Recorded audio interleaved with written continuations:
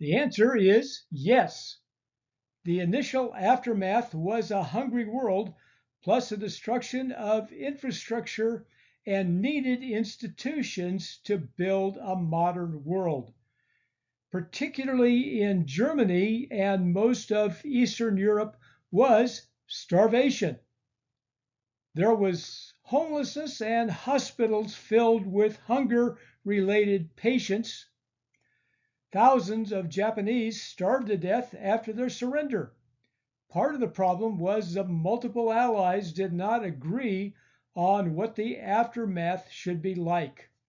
The Soviets were victors, but much of their population depended on potatoes and wild plants just to avoid starvation. America and Canada were the clear winners with little destruction from the war, and the US in particular the driving force for what the post-war world looked like. This was partly searching for short-term solutions to desperate problems and long-term planning, plus a conflict between self-interest and altruism. The Soviet Union held on to most of Eastern Europe, and that bloc, becoming communist, stayed hungry, with perhaps millions starving. America had a healthy economy after the war, including productivity gains in both industry and agriculture. The one issue: would the boom continue, or would there be a recession with the returning GIs unable to get jobs? Well, there was a recession in 1948 and 9 because of this transition. The US was at work during the war with the UN Relief and Rehabilitation Administration established in 43. In 46, a drought hit much of the old world. Now what? The Soviets were becoming enemies. Churchill called it the Iron Curtain. Anti-communism and McCarthyism were dominating American politics. The US established world organizations beginning with the United Nations, using the UN Charter on June 26, 1945, to promote international cooperation, conveniently with headquarters in New York. Ex-President Herbert Hoover visited 30 countries in 1946 and urged America to give more food.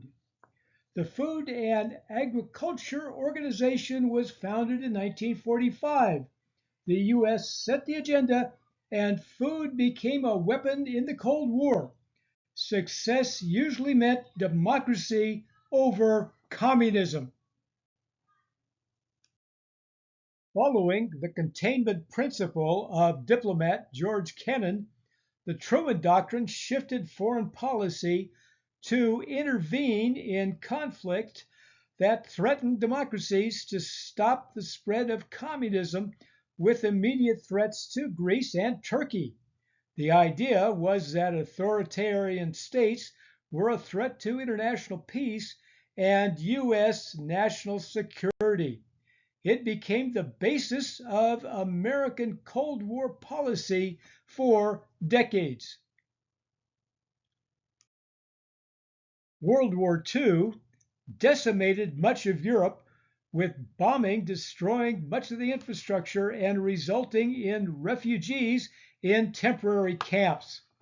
UN relief efforts started by sending 16.5 million tons of food from mid-1945 to mid-46, mainly wheat, to Europe and Japan, about a sixth of the American food supply.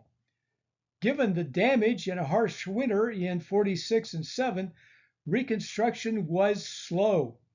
Food production in Europe dropped to 83% of pre-war levels. Foreign trade and industrial production were even worse. General George Marshall was Army Chief of Staff during the Second World War. Then Secretary of Defense and Secretary of State under Harry Truman.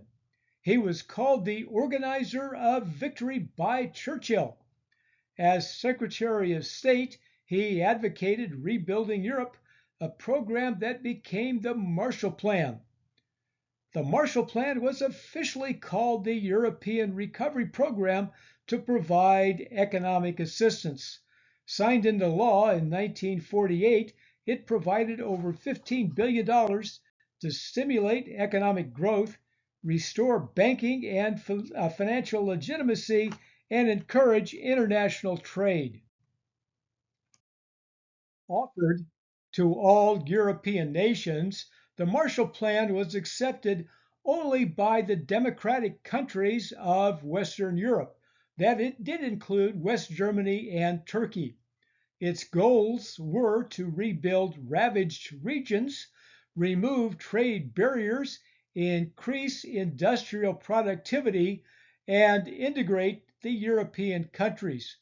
Aid was given on roughly a per capita basis, with 18 countries receiving aid and Great Britain receiving the most. Wars continued, but on a smaller scale.